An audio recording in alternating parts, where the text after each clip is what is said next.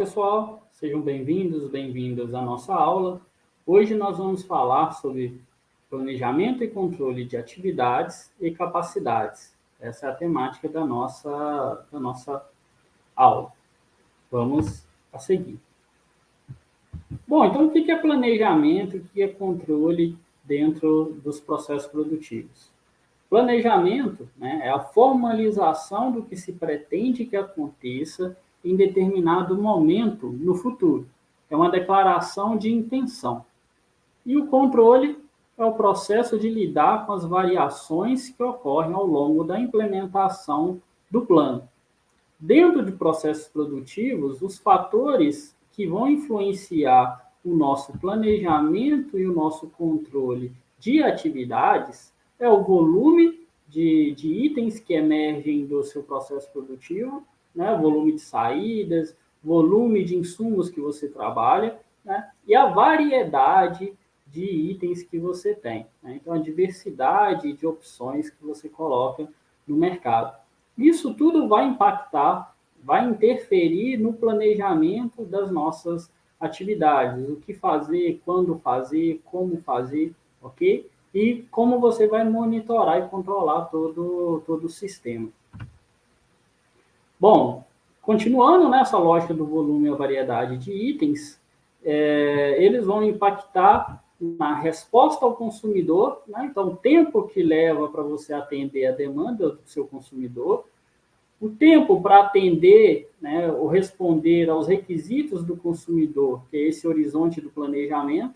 Então, o cliente pediu para fazer algum tipo de alteração no meu processo, no meu produto, no meu serviço, né? Então, quanto tempo que eu vou demorar, né, para atender, para fazer essa modificação no projeto, né, que eu tenho, no processo, enfim.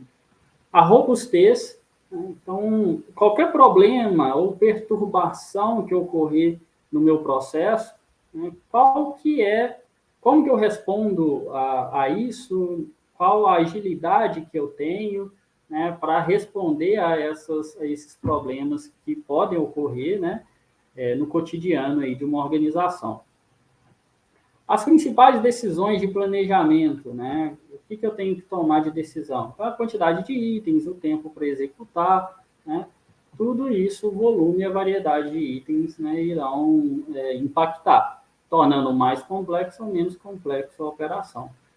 E as decisões de controle, se são detalhadas ou agregadas, né? Detalhadas por determinado produto, determinada região, ou agregada, né, quando você pode fazer alguma modificação, por exemplo, no produto, e que você atende todos os seus clientes ali de uma forma geral, conjunta.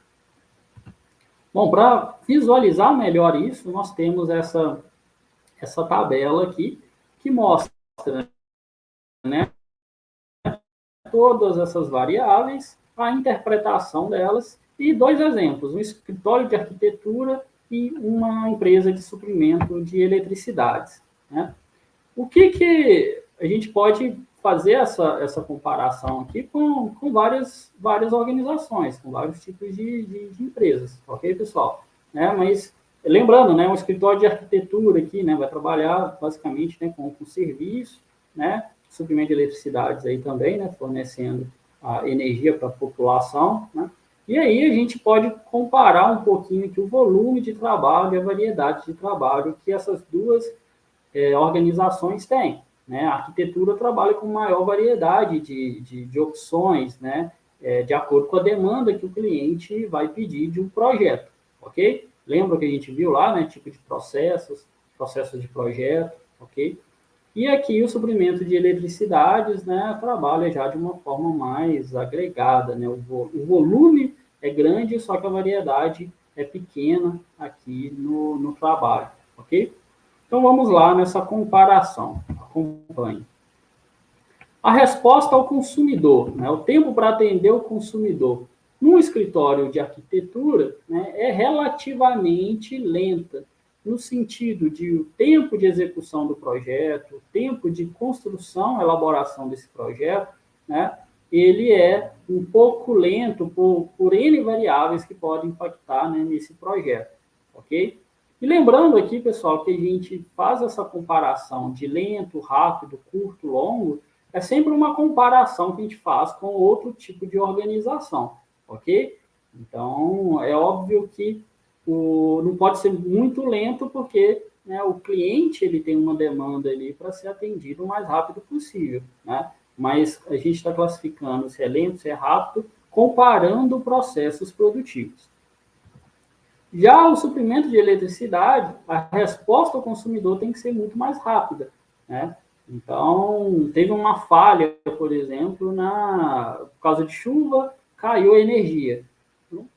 O cliente não espera, né, muito tempo para a restauração da energia. Ele quer meio que automaticamente já se restabeleça, ok? Então, a resposta aqui tem que ser muito mais rápida, né? E não vai ter também, né? Não vai envolver nenhuma alteração do projeto, é só restabelecer, resolver algum problema pontual ali, ok? Horizonte do planejamento, né? Então, no escritório de arquitetura, né, os detalhes de cada trabalho emergirão somente à medida que cada edifício for projetado, né? Ou algum projeto de interior ali de uma residência. Então, o horizonte do planejamento ele é mais curto. Então, lembrando, a resposta aqui tem que ser, né, mais imediata, conforme a demanda que aparecer. Já o horizonte de planejamento para o suprimento de eletricidade, né, é longo. A capacidade de fornecimento de energia para determinada localidade, por exemplo, né? Nós não vemos, né, essas decisões, cada mês uma quantidade de quilowatt liberada para determinada cidade. Não, projeto de subestação, né, projeto de fornecimento, ele é colocado para o longo prazo, às vezes por X anos, né, a capacidade ali de atendimento a uma população X, né, a um determinado porte de uma cidade, isso são decisões tomadas para longo prazo. Então, entendo essa lógica do curto e do longo prazo nesse sentido, ok? Por isso que o escritório de arquitetura, já o horizonte de planejamento é curto, que trabalha com projetos, né? Então, projetos ali que vão ter uma durabilidade, né? Não é tão longa quanto o projeto aqui, no caso, né? Essa capacidade de fornecimento de energia de uma organização, ok? Então, é nesse sentido que a gente está trabalhando. As grandes decisões de planejamento, né? As decisões no escritório de arquitetura, né, vão ser baseadas no tempo. Tempo para entrega, tempo para iniciar, tempo para conclusão de cada fase, ok? Já o suprimento de eletricidade é o volume. O volume de, aqui no caso, quilowatts liberados para determinada região. Então, as decisões são tomadas nesse sentido, ok? Decisões de controle, né, se são detalhadas ou agregadas. No escritório de arquitetura é detalhada, porque cada projeto tem uma necessidade específica. Já o suprimento de eletricidade, e quando eu falo suprimento de eletricidade, pessoal, por exemplo, a CEMIG, né, ela fornece energia aí para determinadas localidades, ok? Então, a decisão que ela toma de controle é quantos quilowatts são liberados por hora, por exemplo, para determinada região, ok? E é agregada nesse sentido. Ela não toma uma decisão de ela vai liberar tantos quilowatts para a sua casa em específico, ou para um bairro em específico. Não, é agregado, né, para uma cidade, para uma região, né, como um todo. Então, por isso que a gente fala que é uma decisão agregada. E a decisão detalhada do escritório de arquitetura é detalhada porque ela é específica para cada cliente. Cada cliente vai ter uma necessidade, ele quer um projeto específico, então por isso que a decisão de controle é mais detalhada. E a robustez, né, a capacidade de responder a perturbações, né,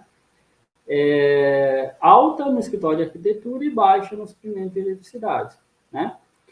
Alta, você está realizando um projeto, igual, né, uma construtora, você está fazendo um cômodo específico, e aí acaba determinado matéria-prima ali, ok? Você pode, enquanto você vai comprar essa matéria-prima, ir trabalhando com outros insumos que você já tem à disposição. Então, você tem uma flexibilidade um pouco maior para o trabalho, para a realização do trabalho.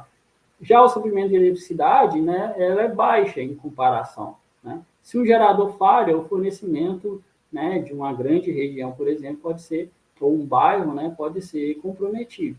Caso aqui, né, de exemplo, que ocorreu, né, no norte do país, né, onde houve falha, né, de um gerador e não tinha disponibilidade, né, de geradores ali perto por conta da logística para chegar na cidade, né? Acho que todo mundo deve conhecer esse caso.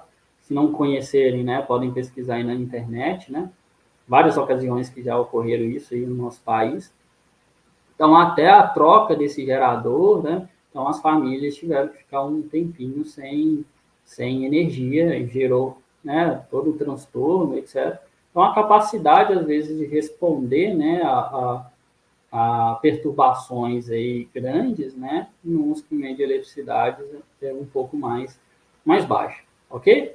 Então, nesse sentido, pessoal, né, a gente está falando aí das características, né, então, de um processo produtivo e lembrando, né, cada setor, cada área, cada tipo ou porte de organização, né, vai ter uma dinâmica diferente, né? As variáveis serão sempre as mesmas, né, de análise aqui, de acompanhamento, mas cada organização, né, essas variáveis, o porte, variedade de itens vai interferir na complexidade aí do gerenciamento do processo produtivo, ok? Outra coisa que a gente precisa pensar aqui, né, no planejamento e controle de atividade, é a natureza do suprimento e da demanda. Né? Então, o suprimento, os insumos que você vai utilizar dentro do seu processo produtivo e a questão da demanda, né? O cliente, como que o cliente chega até a organização, né? E há algum tipo de oscilação, qual é o momento que esse cliente chega dentro da organização. Então, a gente tem, né, a questão do dimensionar a sua operação e como você vai responder à demanda. Alguns setores, né, de atuação, a gente tem uma grande incerteza no dimensionamento. Né? Por exemplo, um show, na hora de programar, né, a realização de um show. Claro que eu espero uma quantidade X de público, né? Mas há uma incerteza. Se acontecer uma chuva muito forte, por exemplo, no dia, pode prejudicar a realização e as pessoas não estarem presentes, né? Então, N fatores podem, né, interferir nesse meu planejamento da atividade ocorrer, ok? A mesma coisa com produtos, né, que tem uma demanda dependente ou independente. O que seria isso? Dependente. Quando eu compro o produto X, automaticamente, né, o cliente ele busca o produto Y ali também. Então, sei lá, se eu vou comprar um lápis, então eu compro uma borracha por complemento, ok? Então, são essa relação, né, de dependência ali, que comprando um produto você vai comprar outro. E independência, às vezes você compra um produto, não necessariamente vai precisar de um complementar, né? Então a organização precisa entender que tipo de estrutura ela vai ter aqui, né? Se tem muita incerteza ou não no dimensionamento, né, da operação e tomar determinados cuidados, né? Por exemplo, né, aqui como eu falei do show, você vai comprar bebida, né? Vai comprar N insumos para ele ocorrer, né? Sabendo que você vai ter uma estimativa de público, uma estimativa de consumo, no caso de bebida e tudo, né? Mas para você não ter perdas, né? Você pode comprar, às vezes, você compra uma quantidade, mas com possibilidade de devolver, caso você não utilize, né, a bebida, ok? Então, são algumas possibilidades que a gente pode fazer, né, de gerenciar o processo produtivo para gerar menos perdas dentro da organização, ok? Respostas à demanda. Então, essa proposta, né, de eu tenho que fazer, aguardar o pedido ser realizado para iniciar o processo, ou antes mesmo do pedido ser realizado, a organização já inicia algum tipo de estrutura. Continuando, né, que a gente estava falando. Então, empresas aqui que trabalham, né, por exemplo, com algum tipo de consultoria ou com construção civil, né, elas trabalham basicamente, né, com isso. Aguarda o pedido ser realizado para iniciar o projeto, para contratar pessoas, para comprar os insumos para a construção de um prédio, por exemplo, ok? Então, é o tipo de operação, né, realizada. Já outras organizações, se trabalha com organização de evento, por exemplo, né? Então, antes do evento ocorrer, você já faz determinados contratos aqui para comprar bebida, para locar, né? Se você não tem próprio, a questão do som, né? A contratação de quem vai participar se vai ser um DJ, se vai ser um cantor, ok? Então, tudo isso aqui, né? Por que é interessante a gente entender essas possibilidades, né? Porque entra dois termos, tempo de atravessamento e tempo de demanda. O tempo de atravessamento é o tempo que leva, né, para você obter o recurso, produzir e entregar ao consumidor, e o tempo de demanda é o tempo que o cliente pede e faz o consumo daquele item, ok? Então, tem organizações que trabalham, né, com esse tempo de atravessamento, né, maior aqui do que o tempo de demanda, que é o caso de produzir para estocar. Então, antes mesmo de você ter um pedido do cliente, né, aqui nessa questão do D, né, antes do pedido, você já tem produtos produzidos e prontos para serem entregues, né? Então, o P é maior do que o D. E aí a gente vai evoluindo, né? Você pode produzir parcialmente, né? Igual um restaurante, você pode deixar alguns alimentos ali pré-prontos, né? E quando o cliente faz o pedido, você dá a finalização ali daquele, você deixa pré-cozido, né? Alguns alimentos. Quando o cliente faz um pedido, você finaliza o prato, ok? E aí até chegar um outro extremo, que é obter recursos sob demanda. O que é isso? Eu espero o cliente pedir para realmente iniciar o meu processo. Aí a gente tem a relação P e D iguais, ok? Então vocês podem ver na figura aí, né? Na primeira linha de cima eu produzo para estocar. Então o tempo de atravessamento P é muito maior do que o D, ok? Já nesse outro extremo, né, quando eu espero o cliente a pedir para iniciar o meu processo, eu tenho P igual, o tempo de atravessamento igual ao D, que é o tempo de demanda, ok? Então, isso aqui, pessoal, é mais para a gente compreender, né, que tem organizações que trabalham com um tipo de estratégia e outras com outro. Umas produzem, né, e estocam e depois vendem, outras esperam ter um pedido, né, firme ali para poder iniciar o processo, comprar os insumos, etc. Ok?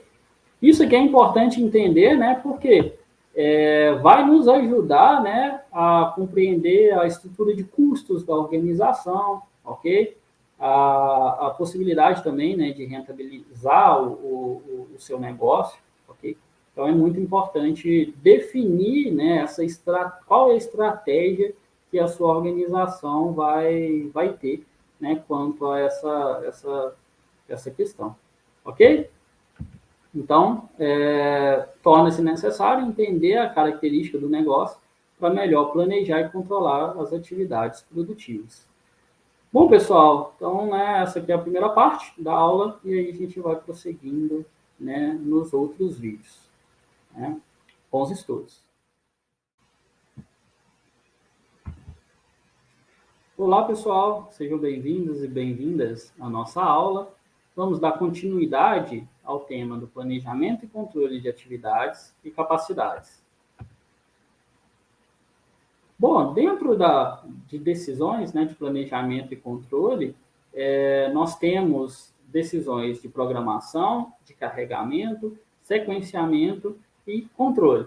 Né? Então, a organização deverá decidir quando irá realizar as atividades, quando fazer, quanto fazer, qual a quantidade de itens a serem produzidos, em que ordem, né, qual vai ser a sequência de atividades a serem realizadas e monitorar se todas essas atividades planejadas, né, estão saindo de acordo ou não.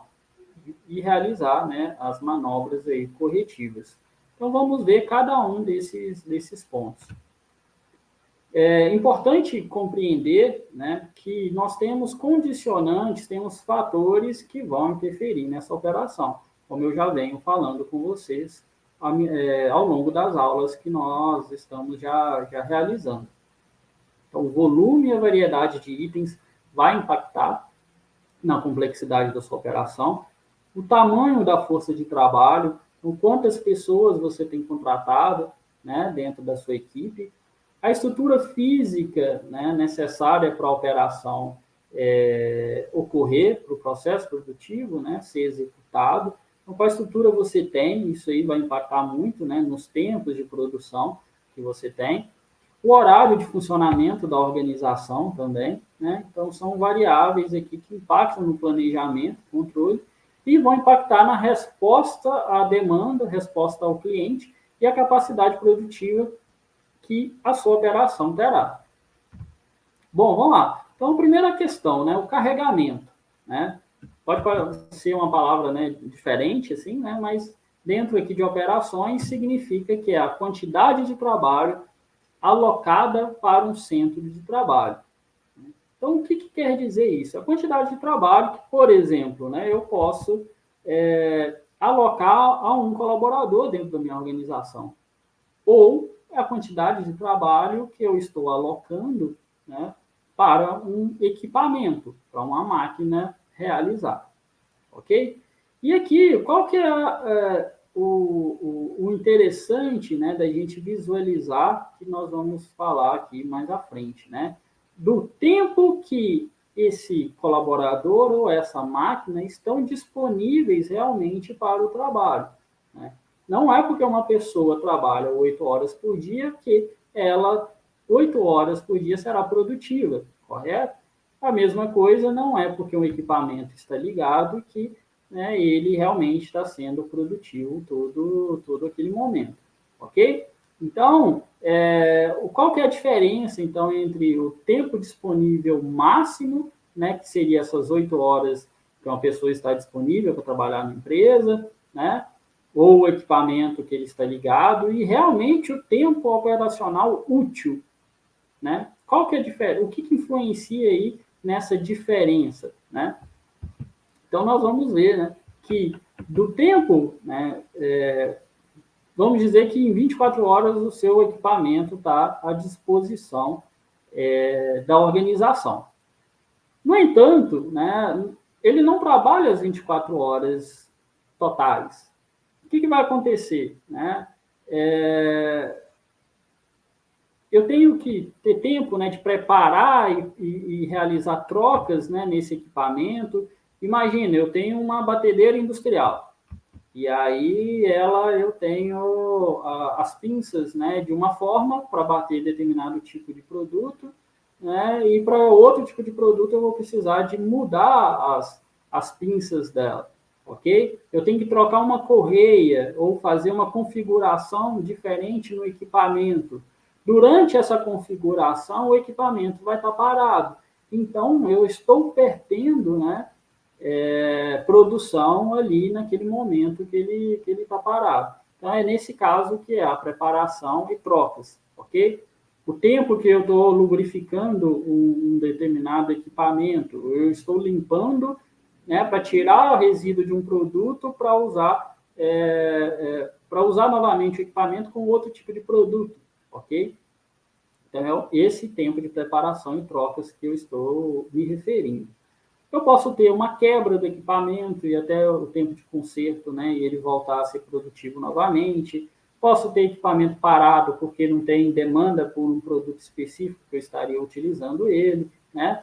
Lentidão no equipamento, perda de qualidade. Eu fiz um produto, mas ele não saiu no padrão correto. Eu vou entregar ele para o cliente? Não. Né? Então, eu dou o devido direcionamento para o produto, mas eu sei que aquele produto não vai ser comercializado.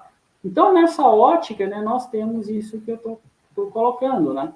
Do tempo disponível máximo que o equipamento ou uma pessoa estavam, né, disponíveis ali para o trabalho, eu deduzo todas essas perdas né? Umas são evitáveis, outras não, né? E aí tem realmente o tempo operacional útil. Então, esse tempo é realmente o tempo de produtivo, o tempo de trabalho, né? Que vão ter outputs, vão ter saídas aí, produtos para podermos comercializar posteriormente, ok? E aí a gente traz uma lógica, né, de dois conceitozinhos aqui, mais para a gente entender como funcionam as operações, do carregamento finito e do carregamento infinito. Ou seja, alocar trabalho, colocar processos para acontecer, né, de uma forma finita ou infinita, né, de acordo ali com o tipo de operação, ok? O finito, então, ele aloca o trabalho até um certo limite estabelecido. O infinito não tem essa limitação. Bom, que tipo de organizações, então, a gente está falando, né? Carregamento finito. Eu tenho aqui, né, vocês podem acompanhar comigo, determinadas operações, determinados processos, né, produtivos, em que eu posso limitar a carga. Ou seja, eu vou limitar o trabalho, né? Por quais motivos eu limito? Por conta, né, de capacidade produtiva, de pessoas que eu estou trabalhando, equipamentos que eu tenho, né? Então, numa clínica, por exemplo, o médico pode estabelecer, né, o enfermeiro, enfim, quantidade de pessoas que vão ser atendidas, ok? Numa clínica particular, etc. Um salão de beleza pode colocar a quantidade de pessoas que serão atendidas.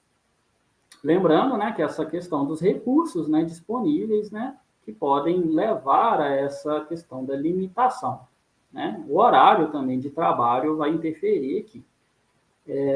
Então, carregamento finito. Né? O salão lá, eu atendo 15 pessoas por dia. Bom, ok? Então, essa é a limitação. Esse é o finito do trabalho. Algumas operações é necessário limitar a carga. Não é só uma opção, né? É obrigatório limitar a carga. Então, um avião, por exemplo, né, ele tem uma capacidade máxima, né, de carga que ele pode carregar. Se ele excede essa capacidade, coloca-se em risco, né, os passageiros, ok? Mesma coisa um elevador, né, tem uma capacidade de mobilidade ali, de peso que ele pode aguentar, ok? Então, tem operações que é necessário limitar a carga por conta, né, dessas condicionantes. E outros tipos de operação, o custo de limitação da carga não é proibitivo. Isso aqui, pessoal, são operações, né, que trabalham aqui principalmente com produtos de alto valor agregado, né? Então, a limitação do trabalho, ou seja, a limitação de produtos disponíveis no mercado, e aí é claro que eu estou trabalhando com essa limitação dentro do meu processo produtivo, né? Ela até é uma tacada de marketing, né? Então, carros de luxo. Tem algumas marcas, né, que, sei lá, fazem 100 unidades apenas de um determinado modelo, né? Por quê? Com a limitação de produtos no mercado, eu posso cobrar um pouco a mais, né? No caso do carro de luxo, né? Bem considerável a mais, né? E as pessoas, né? No ideal, na mente ali das pessoas, né? Elas se sentem, né? Com determinado status por ter aquele produto, né? Então, nesse caso, a fábrica poderia produzir muito mais quantidade de veículos? Poderia. Só que, né, não há nenhuma proibição, ela limita a quantidade de produção, porque ela entende que isso vai dar um valor agregado ao produto no final, né? Torná-lo mais escasso no mercado, né? Faz com que a procura por ele seja maior, enfim, né? Questão de economia e de marketing aqui, ok? Então, novamente, né, analise sua operação, né, se ela vai poder limitar, né, ou não a questão de produtos que ela coloca no mercado. E o carregamento infinito, o que seria isso, né? Então, o trabalho chega para a organização e ela tem que responder, ela tem que atender, né, aquela demanda. Então, alguns casos que não é possível limitar a carga, um hospital, por exemplo, né? Toda vez que vai chegar uma pessoa doente necessitando num hospital, o hospital é uma organização, né, tem um processo produtivo ocorrendo ali, de algum modo tem que atender aquele cliente, né? Aquela pessoa que necessita ali de cuidados médicos, ok? Vocês vão me falar, professor, mas em alguns casos não é atendido, fala para voltar depois, enfim, né? Mas às vezes tem uma fila, né? A pessoa espera, né? A chegada de um médico que está de plantão, etc. Ok? Mas, por regra, né? Um hospital, né? Principalmente hospital, não estou falando de clínicas menores que realmente não funcionam 24 horas e tudo, ok? Então, não é possível limitar a carga. Se ocorre um incidente e, sei lá, 100 pessoas têm que ser atendidas, o hospital tem que, de algum jeito, né, mobilizar as pessoas, né, colaboradores ali para poder atender essa demanda, ok? Não é necessário limitar a carga, né? Então, tem algumas operações que, quanto mais pessoas chegar, né, melhor, né? No caso ali do fast food, né, de um restaurante. Então, não é necessário você estabelecer, né, opa, tantas pessoas que eu vou atender. À medida que vai chegando, você vai atendendo, né, lógico, dentro daquele período ali de funcionamento da organização. Em alguns casos que a limitação é proibitiva. Ou seja, dentro do horário de operação, se chegar um cliente, você não pode falar, olha, eu não vou te atender, ok? Tem algumas organizações, né, que, igual bancos, né, eles têm que responder a demanda, eles têm que atender a demanda dentro daquele horário estabelecido de funcionamento. Então, pessoal, os condicionantes, né, lembrando aqui, né, e elas são importantes conhecer, né, o equipamento disponível que você tem, né, o número de colaboradores, os insumos que você tem disponíveis, o tempo de produção de cada item, né, tudo isso vai interferir no meu dimensionamento, né, da quantidade de trabalho que eu aloco, né, para cada estação de trabalho, para cada centro de trabalho, né. E são importantes para determinar a aceitação ou não de pedidos dos clientes, né. Vamos dizer que chegou um pedido, só que eu sei que eu já estou com vários pedidos aqui na fila, né?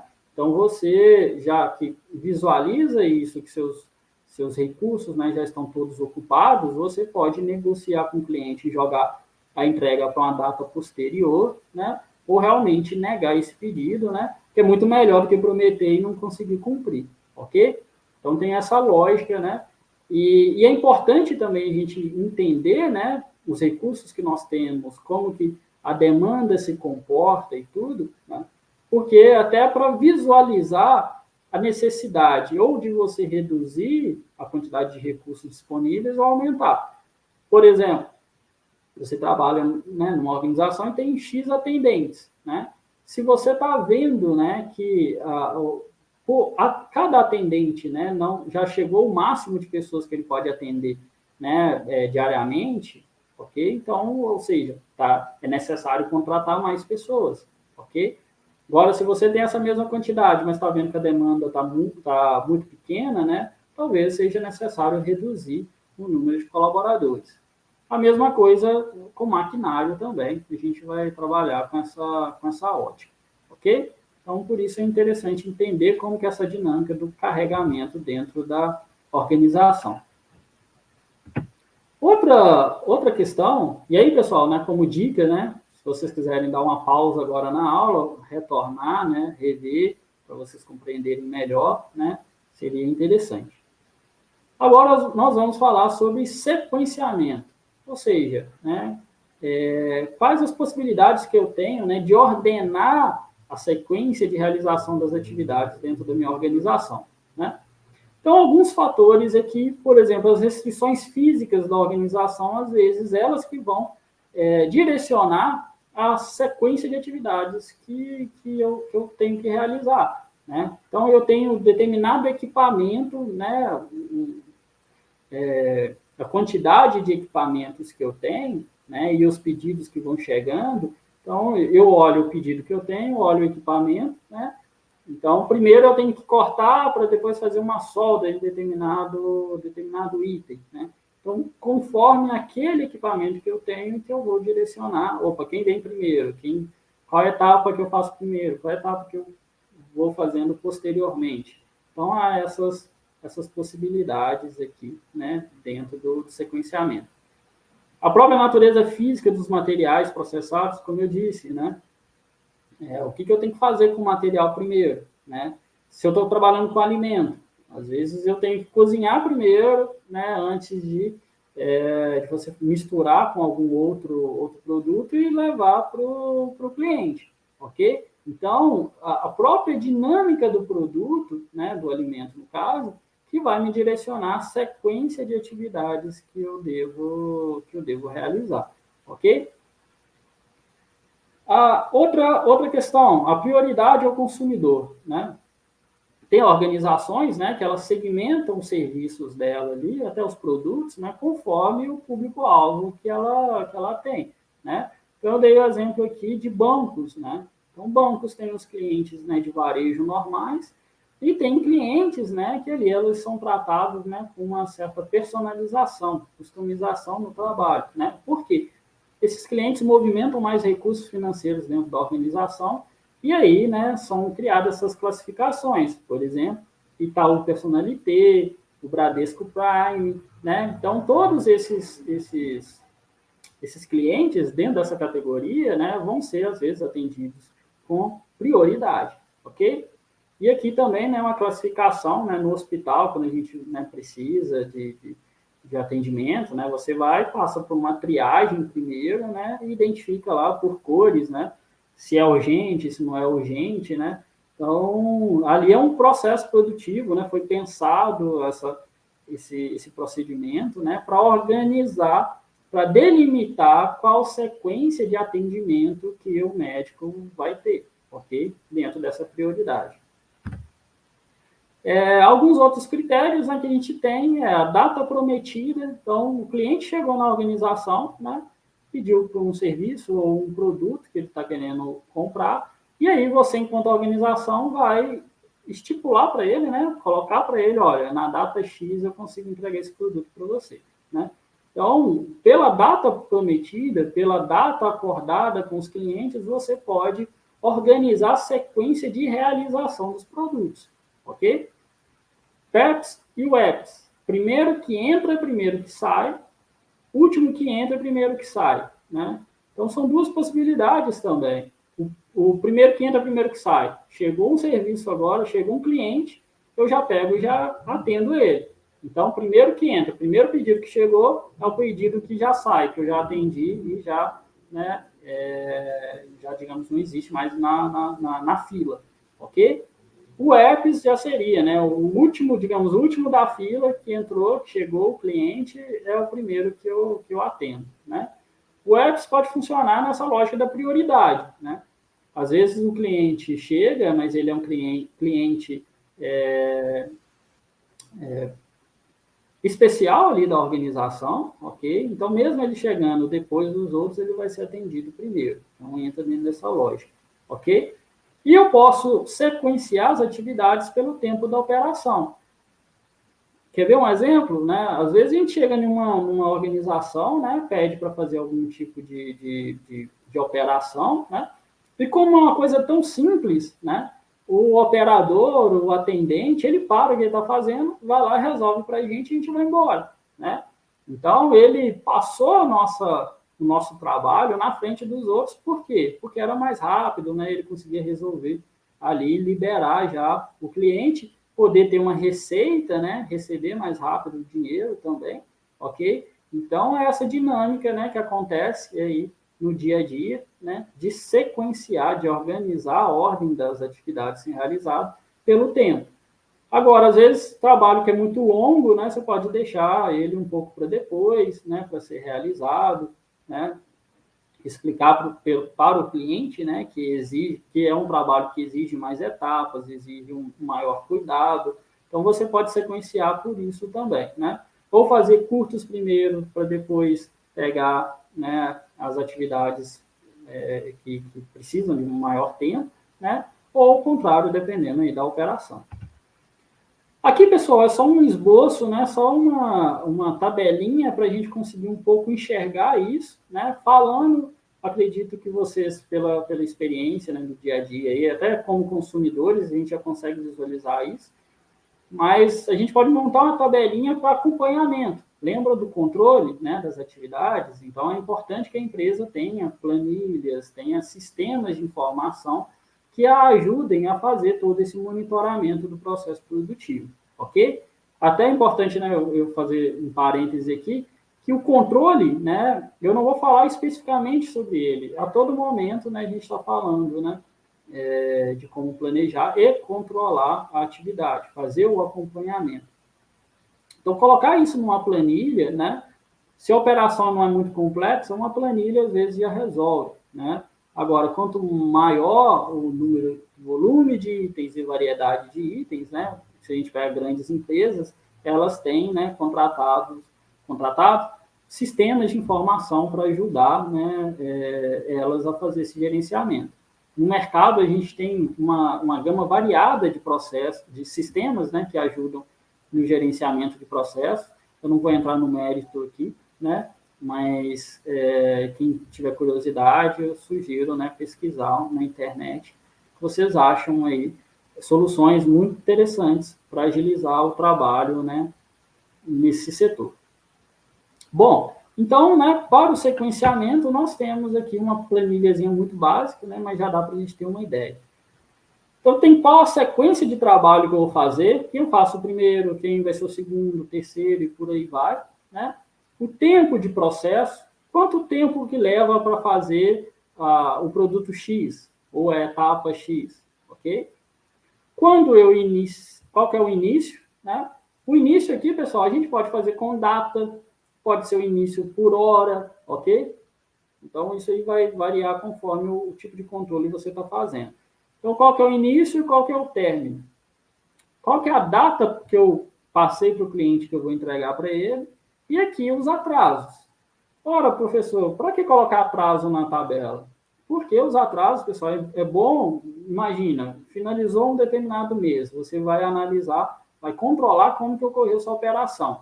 Se você fez esses registros, você vai ver, olha, eu estou atrasando muito ou não, né, as entregas para o meu cliente. Se eu estou atrasando, olha, eu tenho que verificar alguma coisa dentro do meu processo produtivo.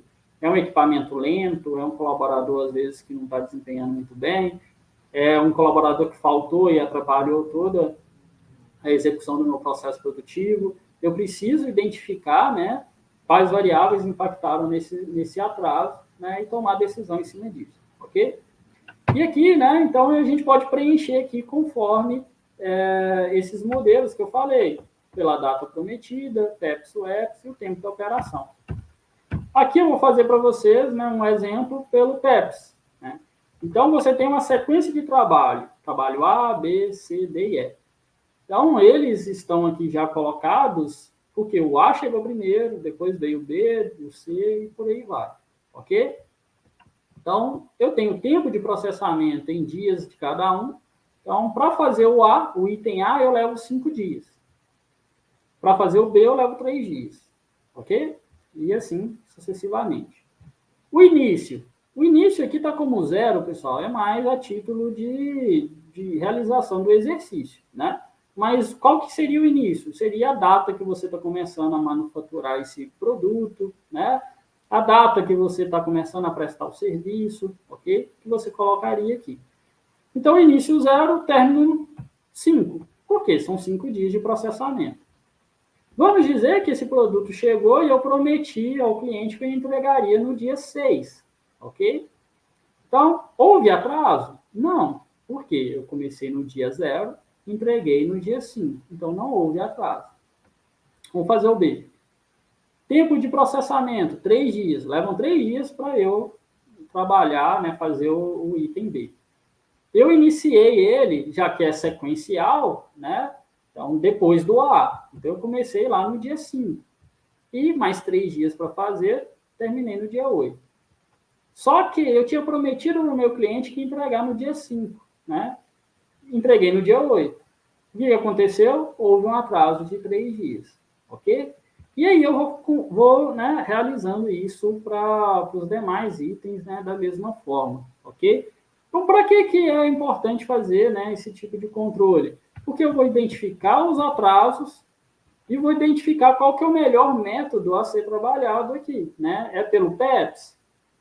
Eu poderia fazer aqui também, pessoal, pela data prometida, né? Vamos dizer que eu vou sequenciar os trabalhos, né, em relação a quem, né, eu estou prometendo entregar primeiro.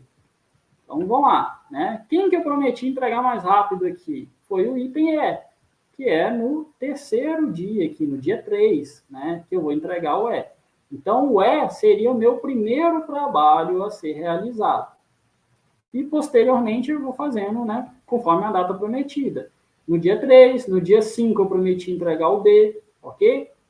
E aí, pessoal, eu sugiro, né, eu não vou fazer aqui, mas que vocês possam fazer pelos outros métodos, né? Então, aqui tem um exemplo, basta preencher, ok? Aqui, lembrando, pelo PEPS. Então, o A entrou primeiro, depois o B, o C e o D. Se você quiser fazer pela data prometida, né, você vai olhar qual que é a data e os itens. Então, a data, primeiro que eu tenho que entregar, data 3, o item é. Data 5, item B. Então, a sequência, ao invés de A, B, C, D, ficaria E, B e assim sucessivamente, né? O tempo aqui de processo não muda, nada muda, muda as ordens, né? Ou seja, a sequência na qual você vai realizar o trabalho. E aí vocês podem ver, né, quantos dias de atraso que vocês vão ter no processo, ok? Então, é importante fazer esse acompanhamento, como eu disse, né, para minimizar os atrasos, né, que isso impacta, né, na satisfação do seu cliente, ok? E melhor gerir, né, a sua operação, ok? Bom, né, então, regra de sequenciamento e objetivos de desempenho. Por que é importante, né, relacionar os dois, né? Olha, sequenciar o trabalho usando como critério a data prometida pode representar atenção ao objetivo de desempenho e confiabilidade. Se eu prometi para o cliente entregar no dia 10 e eu consigo entregar no dia 10 ou antes, né? Ou seja, mostra que meu processo produtivo é confiável. Né? O cliente sabe, olha, eu posso ligar lá no Fábio para ele me vender o produto ou prestar o serviço, que eu sei que ele vai entregar na data que ele me prometeu. Ok? Outra, priorizar conforme o tempo da operação. Pode indicar a busca por minimizar o tempo de processo, né? Velocidade.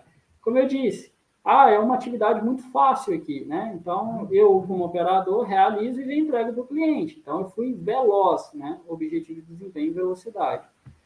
Então, pessoal, é importante, né, a gente entender, né, qual o critério que a sua empresa, a sua operação utiliza para realizar as atividades, para atender os clientes, né, para realizar os processos internos ali de transformação dos insumos em produtos, ok?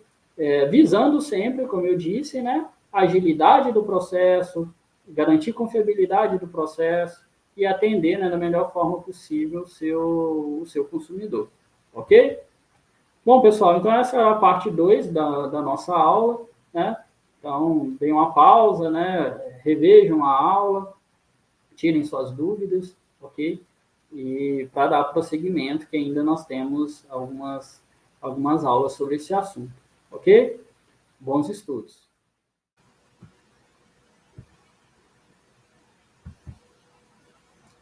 Olá, pessoal, sejam bem-vindos à nossa aula. Vamos continuar a temática do planejamento e controle de atividades. Vamos ao assunto. Bom, agora nós vamos falar sobre a programação. Nesse tema, eu trago para vocês, né, essa imagem aqui, né, do Excel, que nós já trabalhamos um pouco, né, lá no sequenciamento, aquela tabela que eu mostrei para vocês, e que aqui dentro da temática da programação nós vamos trabalhar, né, com quando que vamos iniciar e terminar uma determinada tarefa dentro do nosso processo produtivo. Então, continuando com essa mesma ideia, né, podemos usar planilhas do Excel ou sistemas de informação que podem nos auxiliar, né, a montar esse cronograma de atividades a serem realizadas, as tarefas, com as datas e o status, né, dessas atividades. Então, programação consiste, né, é o cronograma detalhado mostrando em que momento os trabalhos devem começar e quando devem terminar. Consiste em declarações de volume e horários. Então, quanto que eu vou produzir em determinado horário e quando eu vou iniciar a tarefa dentro do processo produtivo. Nós temos duas metodologias de trabalho, que é a programação para frente e para trás. O que quer dizer isso? Programar para frente, né, quer dizer que você vai iniciar o trabalho logo quando ele chega. E para trás, inicia o trabalho no último momento possível, sem que ele sofra algum atraso. Né? Então, vamos ver isso, como que funciona. Bom, simulando aqui uma situação, né, o cliente fez um pedido de 50 unidades de um determinado produto A, né, e você prometeu para ele que irá entregar na semana 19. Lembrando aqui, pessoal, né, que a título de exercício a gente coloca esse planejamento aqui de semanas, mas na realidade, né, você, enquanto organização, vai colocar a data exata, né, na qual você prometeu para entregar, né? Então, data, tipo, dia da semana, mês e ano, ok? Então, vamos lá ao nosso exemplo.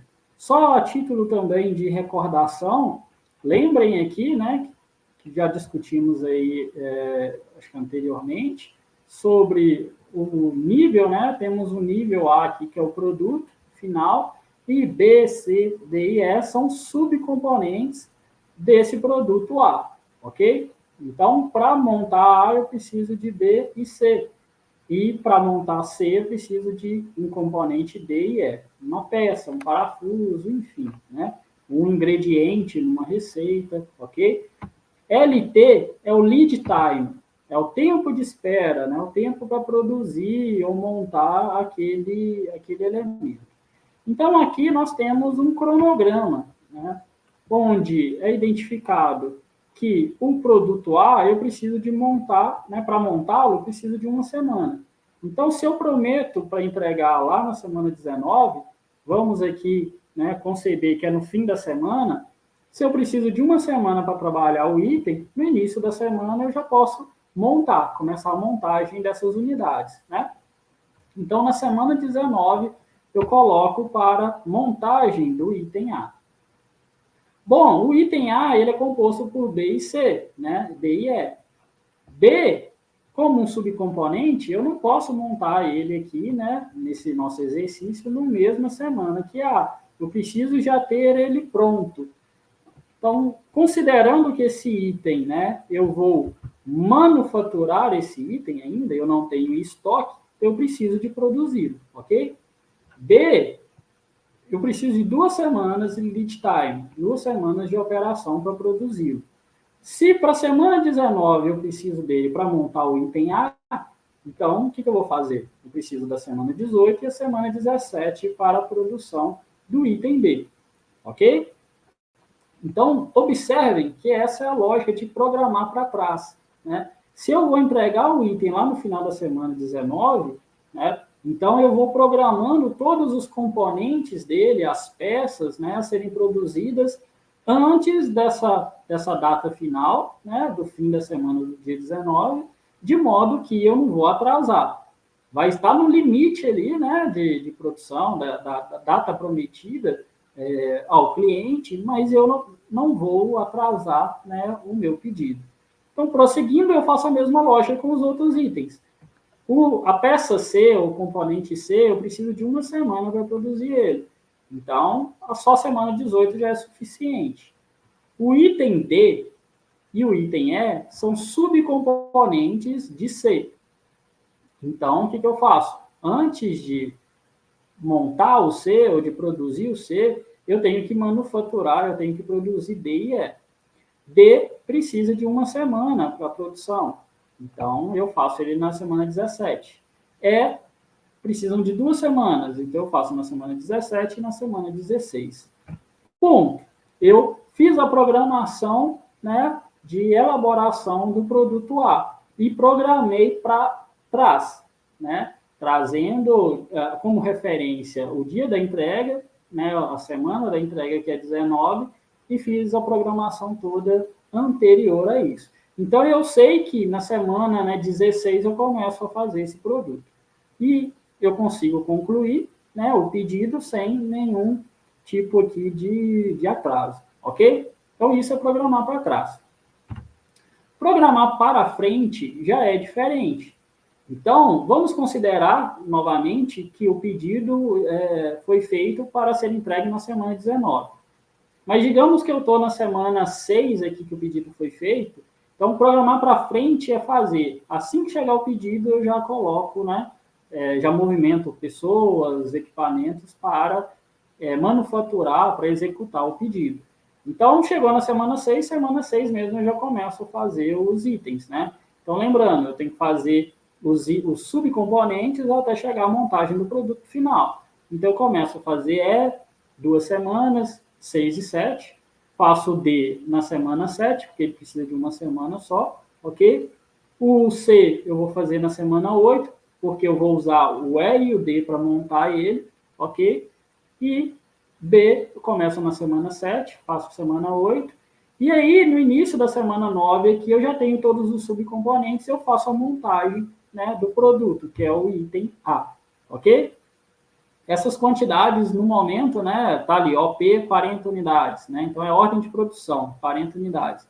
Não se apegue nesse momento a isso, porque mais à frente eu vou usar esse mesmo exemplo, né, para explicar uma outra questão aqui para vocês dentro da disciplina, ok? Então, basicamente é isso, né? Para frente, assim que chegou o produto, chegou o pedido, você inicia o trabalho, né?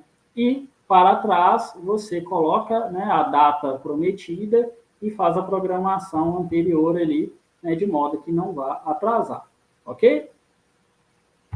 Bom, pessoal, né, quais são as vantagens aqui de um e de outro? Para frente, né, ou seja, chegou o pedido, eu começo já a fazer, né, então eu tenho uma alta utilização do pessoal, dos meus equipamentos, né, então não tenho muita ociosidade dentro da área aqui produtiva. E tem flexibilidade também. Já as vantagens da programação para trás, né, o custo mais baixo com materiais. Por que custo mais baixo? Bom, vamos voltar ao exemplo, né? Se o pedido basicamente foi feito aqui na semana 6, né? E aqui eu vou começar a fazer só na semana 16, né? Então esse período eu posso ficar, digamos, né, sem ter que adquirir os insumos, enfim, né? Eu posso adquiri-los ali bem já no perto de quando eu for produzir, né? Então isso reduz custo aí na minha operação, ok? Menos exposto a alterações no pedido. Tem alguns tipos, né, de empreendimentos, né, de operações que pode acontecer que o cliente fez o pedido para você, no outro dia ele desiste de alguma coisa do pedido, né, e você tem que fazer alteração ali naquele pedido, né. Se você faz uma programação para frente, inicia logo que ele fez o pedido, né, você já vai ter iniciado e vai falar para ele, né, opa, eu não posso mais mexer porque eu já iniciei a operação, né. E agora, se você programa para trás, né, você ainda não começou a mexer no produto, enfim, né? Então, você tem um tempinho ali ainda de margem, né, para se o cliente fizer uma alteração, você realmente poder assimilar essa alteração, ok? E o foco é na data prometida, né? Então, aquela lógica do sequenciamento que nós colocamos, ok? Então, a organização tem que ver, né, qual aqui que é mais interessante, né? Como é que é a dinâmica do consumidor, dos pedidos, né? Os tempos aqui, né, de atravessamento, tempo de produção, tempo de atendimento do cliente, para ver qual das estratégias se encaixa melhor a dinâmica dela, ok? Aqui mais uma outra questão, né, dessa de quando começar, né, o processo. A gente tem duas nomenclaturas aqui, né, duas metodologias, que é a programação empurrada e a programação puxada, né? O que quer dizer isso? Empurrada, né, cada centro de trabalho empurra o trabalho sem considerar se o centro seguinte, né, se a etapa produtiva seguinte ela demandou, né, ou ela pode utilizá-lo ali instantaneamente, né? Ou seja, o que quer dizer, né? É a empresa que está produzindo itens, né? Ela sabe que vai vender em algum momento, né? Mas ainda ela não tem um direcionamento, né? Uma saída daquele produto. Então ela vai produzindo, vai realizando as suas etapas produtivas, né? E isso no final vai gerar um certo quantitativo de estoque para ela, ok? E aí até ela vender isso, enfim, né? Como está colocado, né, na prática leva tempo ocioso, estoque elevados e filas, né, fila no processo produtivo. O puxado já é o contrário. Ao invés da empresa seguir, né, as etapas do processo produtivo, ir fazendo, né, acontece que o processo produtivo só inicia quando há um pedido realmente, né, lá do cliente, né? Então, por isso, puxado. Há uma demanda que é quase certa, né? E aí, quando o cliente fez o pedido, você inicia, dá start à sua operação, ok? Então, né, nesse caso, se não existe um pedido, nada é produzido. O que é interessante, né, compreender aqui a diferença entre essas duas estratégias ou metodologias, né? Uma gera estoque e a outra não gera, né? Lembrando, né, que a gente faz, né, esse entendimento sobre o estoque, né? Estoque é material parado, é dinheiro parado, ok? Você pode ter, sim, um estoque de segurança para a sua organização, né? Saber lidar aí com esses tempos de demanda e tudo, né? Não faltar itens quando o cliente desejar, né? E também não ter esse atropelo na hora de produzir e tudo, ok? No entanto, estoques muito grandes, né, sem nenhuma necessidade real, ok, podem gerar aí perdas financeiras para a organização. Então, essa é a lógica aqui. Lembrem também, né, que a gente discutiu sobre tempo de demanda, tempo de atravessamento, né?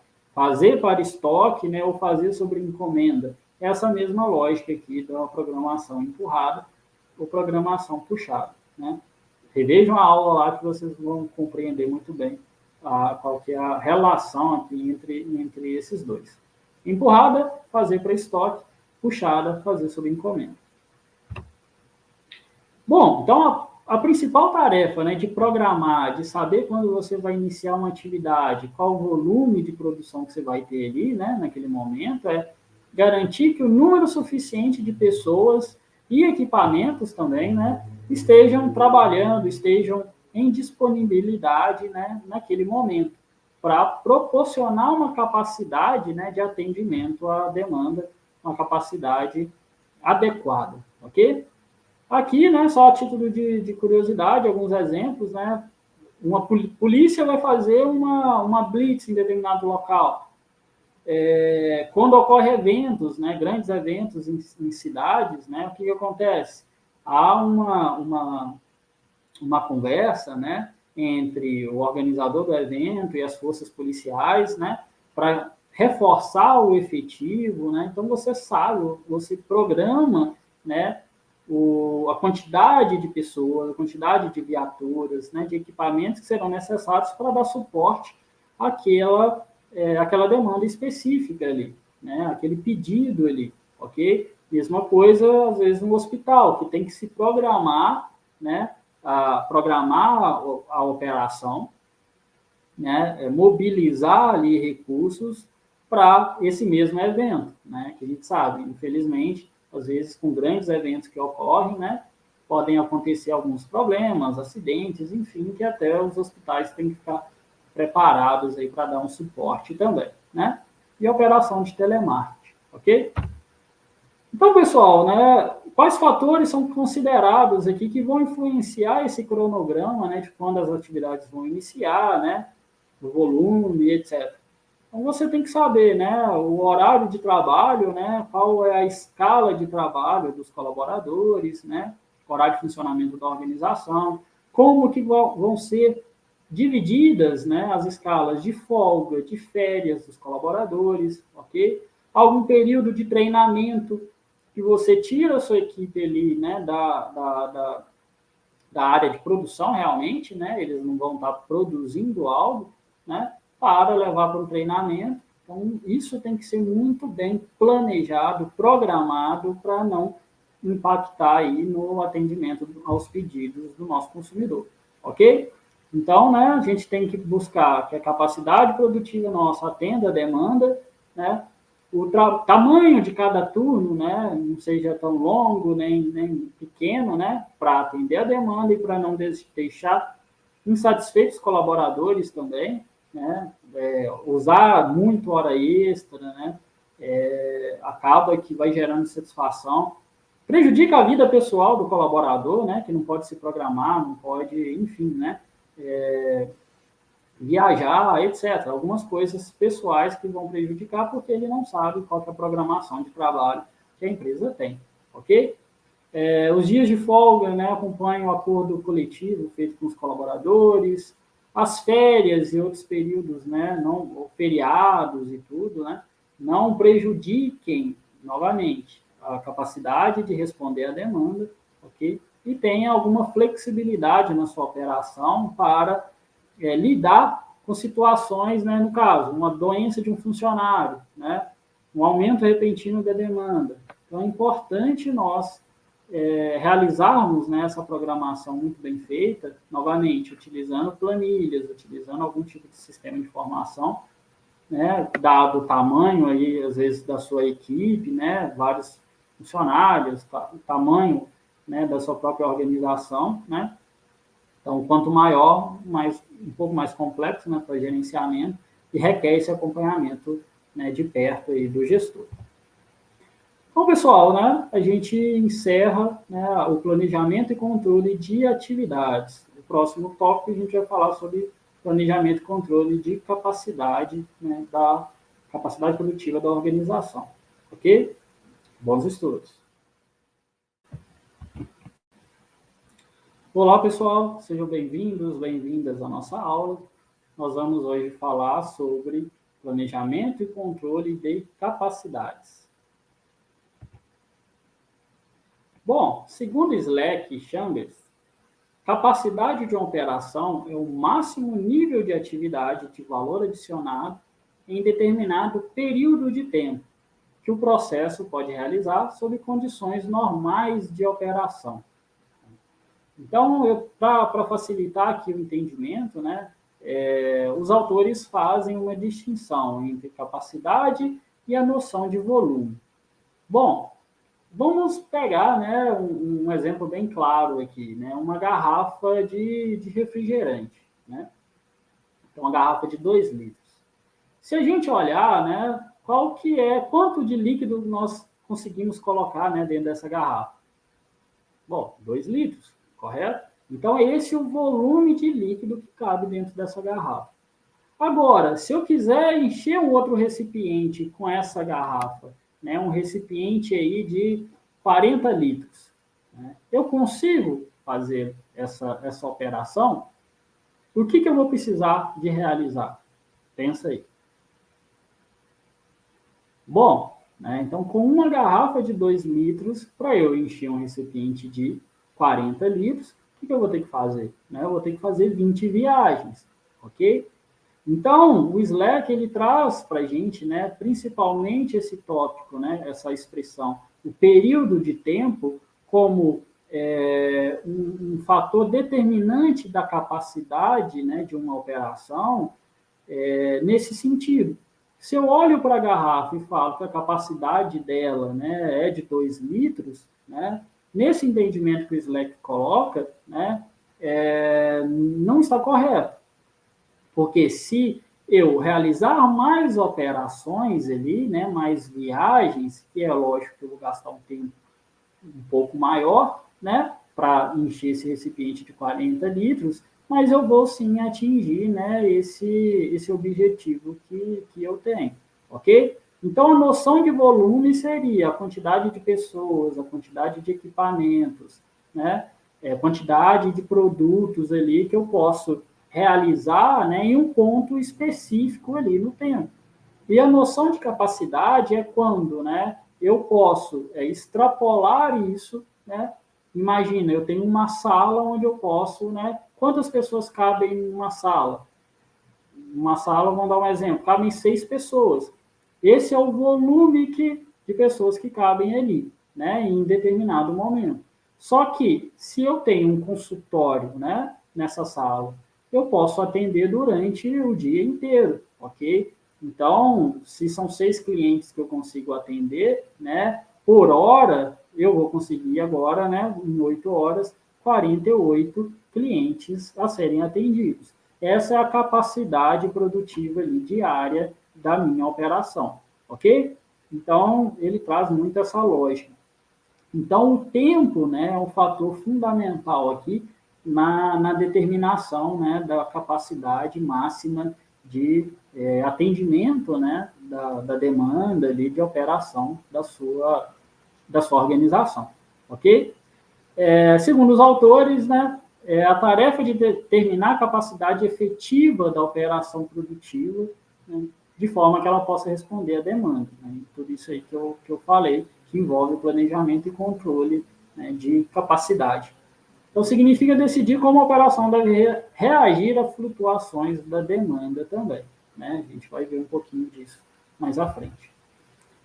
As decisões, né, então, de capacidade, a política de capacidade que sua organização tem, né, vai impactar no desempenho, vai impactar em diversas áreas aí da sua organização, né, na parte financeira, na parte de gestão de pessoas, em várias outras. Por exemplo, né, se você tem uma capacidade X, né, superior à demanda, né, você vai ter equipamentos, pessoas ociosas dentro da organização. E isso pode gerar, né, um custo elevado da sua operação, ok? Enquanto você tem um custo elevado, tem baixas receitas, então seu negócio não está, né, não tá indo muito bem, ok? Então, isso tem que ser muito bem pensado, né? Qual a capacidade de atendimento que você vai ter, porque vai impactar, né, na capacidade de você gerar renda ali com aquela organização. Capital de giro, né? Qual que é a necessidade de recursos financeiros que você tem para continuar a operação, né? Então, para pagar funcionários, para pagar os insumos, ok? Então, isso é muito importante de ser definido, ok? Outra questão, você não tem, né, possibilidades, às vezes, de investir em ampliação da sua capacidade, né? Ou não há necessidade por conta da flutuação da demanda. Você pode, às vezes, trabalhar com temporários, que acontece, né, em Natal, em datas comemorativas, algumas organizações, né, comércios principalmente, vão lá e contratam pessoas temporárias para dar um apoio ali, né, um suporte quando a demanda foi maior naquele momento. E depois, né, você pode aí, né, acabar com o vínculo, né, com essa pessoa, ou enfim, né, pode contratá-la, aí é a organização que vai decidir essa decisão, né? Decidir, perdão, pela tomada ou não, né, dessa decisão, ok? E aí, por que está temporários em relação à qualidade dos bens, né?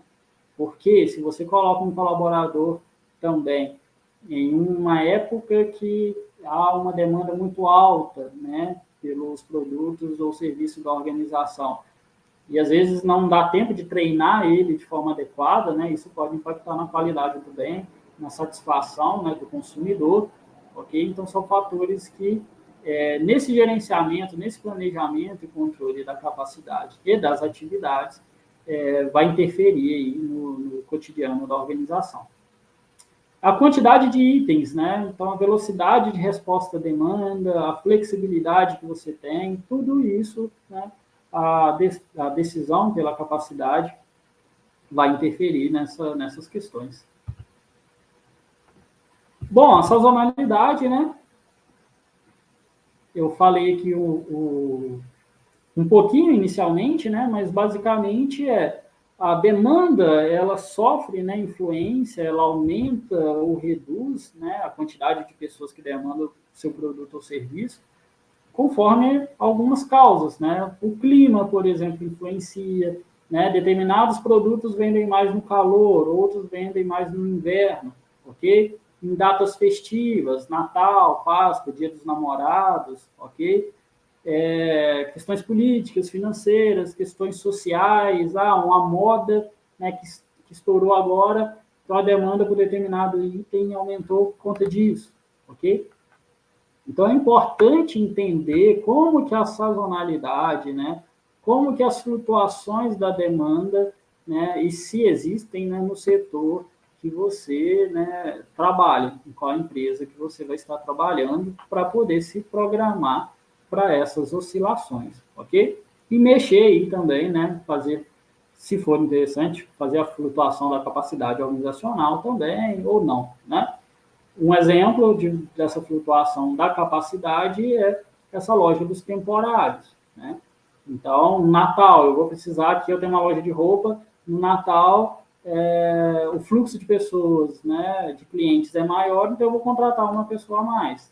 Passou o Natal, normalizou ali, né, a demanda, às vezes eu demito essa pessoa, ok? Então, olha, eu mudei a capacidade de atendimento conforme a mudança, né, da demanda, ok? Então, é preciso estudar como que isso funciona na empresa que vocês estiverem trabalhando. Aqui, né, as medidas de capacidade, né, quando a gente fala em capacidade, né, então, dentro de, aqui, exemplos de operações, né, um hospital, um teatro, uma universidade, uma loja, enfim, uma cervejaria. Quais são as medidas, né, que a gente pode ter? No hospital, por exemplo, eu posso ter, né, leitos disponíveis, número de pacientes a serem atendidos por dia, por mês, enfim, por semana, ok? Numa universidade, né, ou numa escola qualquer, número de estudantes, numa loja, né, qual que é a área de venda que eu tenho, ok? O número de itens que eu consigo comercializar, uma cervejaria, né, ou qualquer empresa aí que trabalha com algum tipo de bebida, né, volume dos tanques, quantos litros por semana são produzidos, né? Então essas são as medidas aí que a gente utiliza, né, para facilitar o controle ali da operação. E aqui, né, eu trago para vocês também, né, um conceito da capacidade de projeto e capacidade efetiva, que lembra um pouco aquela lógica que nós trabalhamos quando falamos sobre carregamento. Então, o que seria a capacidade teórica do projeto? Quando você pensou em abrir a organização, né, então você estipulou que teria X colaboradores, Y quantidade de equipamentos, então, né, fechadinha, bonitinha, no papel, a capacidade de atendimento da sua organização era uma capacidade determinada. Só que nós sabemos, né, e aí já discutimos um pouco isso lá na parte de carregamento, né, que diversos fatores impactam que eu não consigo chegar nessa capacidade, né, de projeto. Então, eu tenho o tempo necessário para manutenção do equipamento, né, problemas de qualidade, eu posso errar na manufatura, na elaboração de um produto e ter que refazer. Um equipamento pode quebrar, um funcionário pode se ausentar da organização. Então, tudo isso faz com que, né, eu reduza, né, a questão da minha capacidade. Então, eu tenho uma capacidade de projeto, mas o objetivo mesmo é saber qual a minha capacidade efetiva, né? Que nada mais é que a capacidade projetada menos os tempos, né, que eu perco com manutenção, com paradas para setup. O que é paradas para setup? Né? Então, olha, eu estou numa padaria, então eu estou produzindo pão, ok? Agora eu vou ter que mudar o equipamento que eu faço para bater a massa, por exemplo, né, para bater bolo, ok? Vou fazer um outro tipo de produto ali dentro da minha padaria, ok? Então, isso que seria a mudança de setup. Eu mudo uma ferramenta, mudo o equipamento, e durante esse tempo, né, de alteração eu não vou estar produzindo nada, ok? Então, por isso que eu reduzo essa lógica, né, de capacidade de projeto para a capacidade efetiva. E aí eu tenho outras perdas, né, que podem ser, né, por conta da máquina ter quebrado, um colaborador que faltou, né, uma ferramenta que quebrou, que essa capacidade efetiva ainda é reduzida, né, em algumas horas, minutos, depende aí, né, do tempo que foi perdido com essas paradas, ok? Que aí eu chego no conceito do que é capacidade real, ok? Então, aqui para vocês acompanharem, né, a capacidade efetiva é determinada descontando da capacidade de projeto o tempo perdido com causas inevitáveis de problemas no processo produtivo. Isso aqui, pessoal, né, os autores trazem para a gente com causas evitáveis e inevitáveis. Né? Por quê? Inevitáveis é porque a organização vai realizar essas atividades, né, e aquele tempo ali realmente é tempo improdutivo, né, eu não vou estar produzindo. Não tem como você realizar nada na empresa para reduzir essa perda. Então, a mudança de produto, né, como eu disse, muda o pão para o bolo, para o salgado, enfim, né? E aí você muda o produto, muda a ferramenta, perdeu tempo produtivo. Manutenção preventiva, o equipamento vai estar parado. Tira uma amostra de qualidade, né, o tempo para troca de turno, né, os colaboradores ali vão bater papo uns com os outros, enfim, então aquele tempinho ali, às vezes, né, que você tem, não tem ninguém produzindo naquele momento, ok? Então, capacidade de projeto para capacidade efetiva, eu tenho perdas inevitáveis de tempo, ok? Guardem isso aí.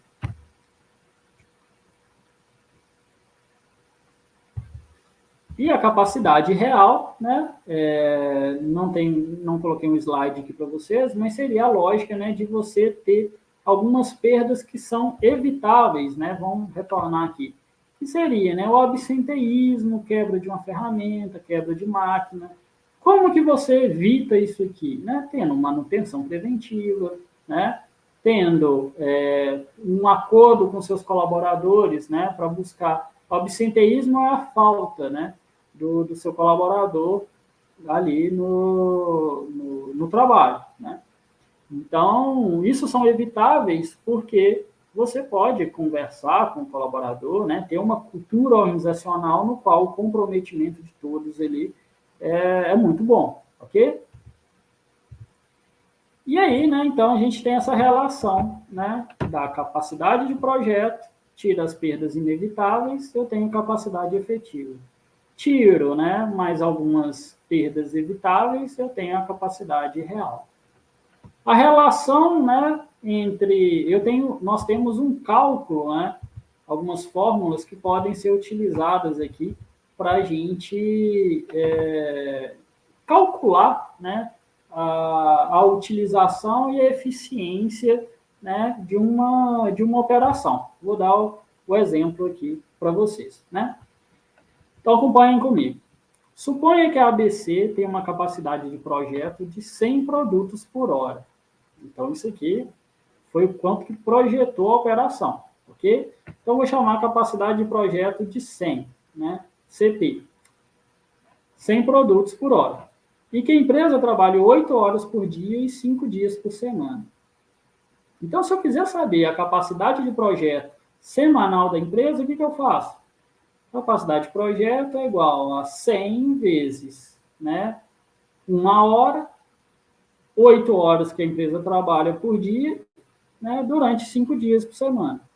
Então, quer dizer que, né, a empresa, em 40 horas de trabalho, que é uma semana, ela pode produzir 4.000 produtos. Isso aqui é a minha capacidade de projeto, ok? Agora, essa semana, o tempo de produção sofreu perdas decorrentes do tempo de troca de turno, paradas para manutenção, coleta de itens para controle de qualidade. Essas perdas são inevitáveis, né? E somaram 3 horas. Então, se eu quero saber a capacidade efetiva da minha operação, né? Lembrando aqui, né? Eu tenho capacidade de projeto e depois capacidade efetiva, descontando as horas inevitáveis. O que eu faço? Né?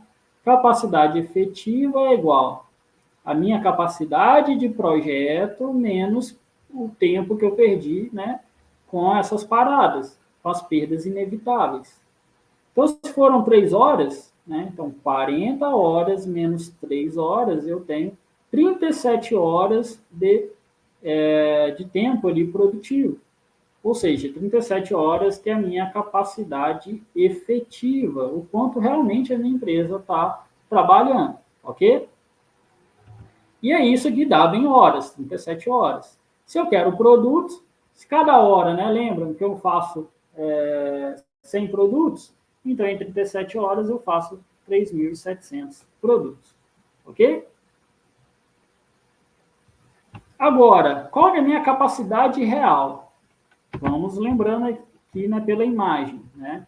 Eu tenho capacidade de projeto, depois capacidade efetiva e depois capacidade real, tirando todas as perdas possíveis aqui. Então, eu tenho capacidade real é igual a capacidade de projeto menos perdas inevitáveis e menos as perdas evitáveis.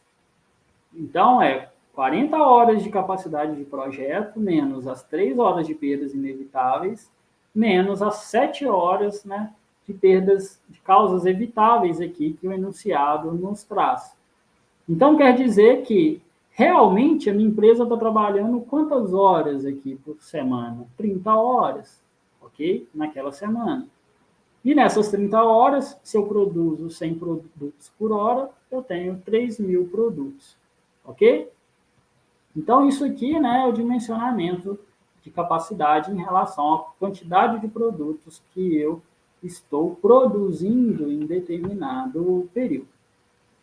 Aí, pessoal, é interessante que nós temos dois indicadores, né, que é, né, a utilização e a eficiência, né, do meu processo produtivo. A utilização relaciona a capacidade real com a capacidade de projeto. A eficiência, a capacidade real e a capacidade efetiva, né? Essa formulinha que está aqui nessas duas últimas linhas. Então, a utilização é igual a capacidade real sobre a capacidade de projeto. Essa é a fórmula. Então, a capacidade real não foram 30 horas? Vou fazer o cálculo aqui em horas. Vocês podem fazer em produtos também. 30 horas sobre 40. Capacidade real sobre capacidade de produto.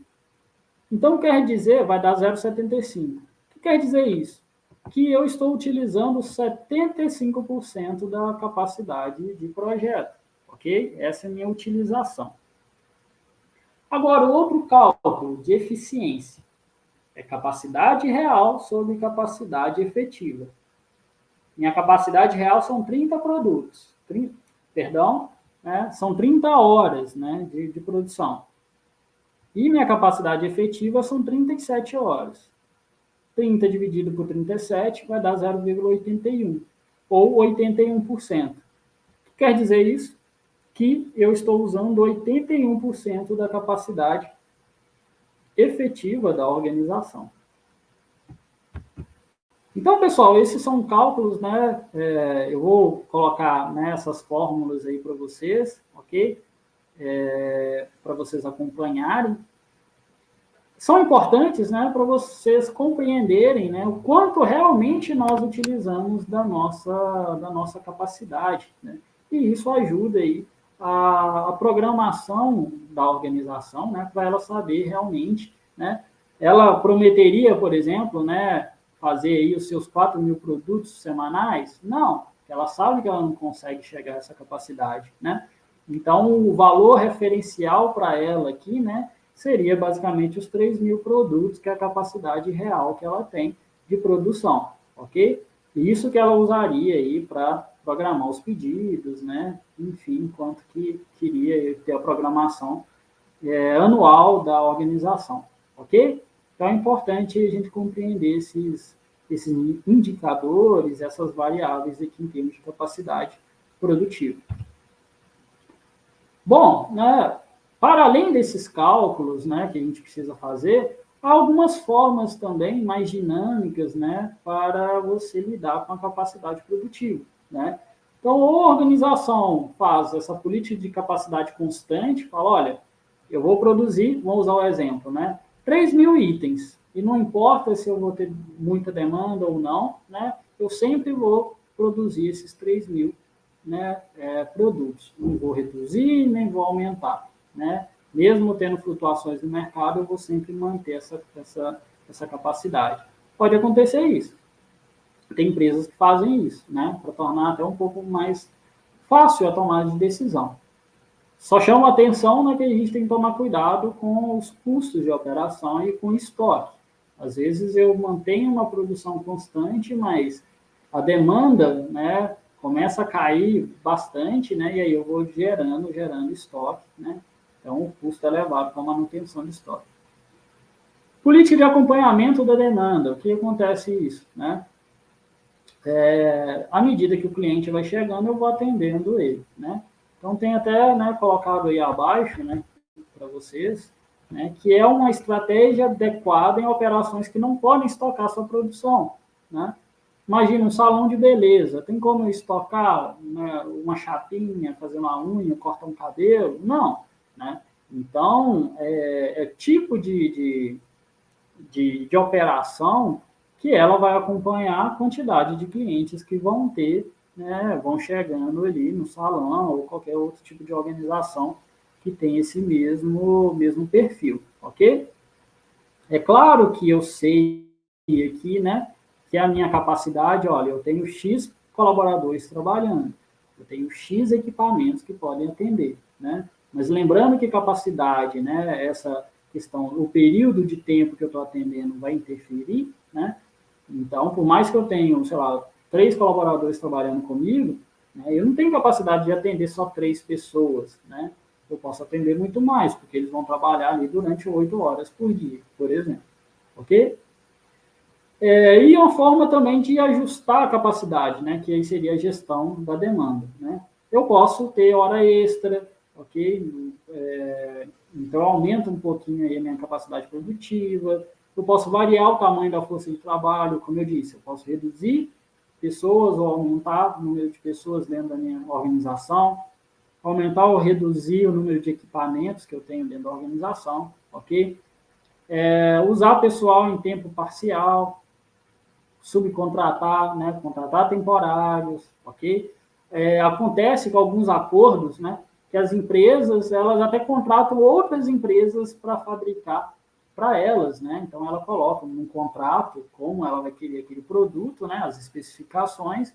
Então, é uma forma também, né? Que pode ocorrer aqui e ajustar a capacidade a uma oscilação na demanda ali em determinado período, ok? Outras formas de trabalhar com preço, né? O que muitas empresas fazem, né? Por exemplo, você vai numa loja de tênis e quer aquele calçado X que você foi, né, com a cabeça pensando nele. Chegou na organização, não tem daquele item que você desejava, né? Para a organização não perder a venda, o que ela faz, né? Ela estimula a venda de um outro produto. Ela faz uma promoção em outro produto. Então, você, cliente, às vezes não deixa de comprar, né? Porque você foi estimulado a direcionar sua atenção para aquele outro produto ali, ok? Olha só, pacotes fora de temporada em hotéis. Não acontece muito isso? O preço abaixa, né? Então, para que, né, os hotéis, as pousadas, toda a estrutura turística, né, não fique sem receita durante muito tempo, né? Principalmente aí na baixa temporada, você consegue trabalhar com preço para manter, né, a mesma capacidade produtiva ali durante a baixa temporada, ok? Outra forma também, pessoal, né, dependendo da operação, ter serviços alternativos, né, ali da sua operação. Por exemplo, universidade. As universidades, as escolas, não têm o período de férias. Então, nesse período de férias, as salas estão paradas, ok? Às vezes tem uma certa ociosidade ali dentro da estrutura, né, produtiva. Então, o que acontece, né? Principalmente as particulares fazem muito isso, né? Elas vendem a utilização do espaço no período de férias para empresas fazerem treinamentos, né? Ter curso de verão. então elas não deixam de ganhar naquele período ali, e a organização, a estrutura está trabalhando da mesma forma, né? E você pode, enquanto organização, utilizar todas essas estratégias também, né, tendo uma forma mista aí de gerenciar a capacidade produtiva da organização, ok? Aqui na gestão do rendimento, né, então, é proibido, né, o exemplo que eu vou dar aqui é a questão do overbooking de capacidade, mas infelizmente a gente sabe que algumas companhias aéreas fazem, né, para não perder, né, a possibilidade de ter o rendimento, né, ali das poltronas e tudo. Às vezes tem organizações que vendem mais produtos, né, mais serviços ali, do que a sua própria capacidade, sabendo que algum cliente vai desistir, enfim, né? Então, é algo que elas fazem, né, mas não é interessante de se fazer, né?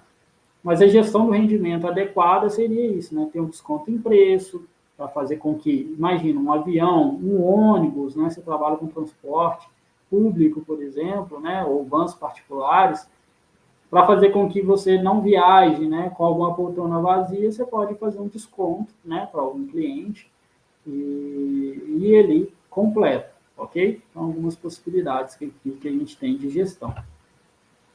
Bom, pessoal, então a gente encerra, né, esse tópico do planejamento e controle, né, falamos de planejamento e controle de atividades, agora de capacidade, né, então revejam as aulas, né, estudem mais aí aprofundado, né, de cada tópico, ok? Qualquer dúvida a gente está à disposição. Bons estudos!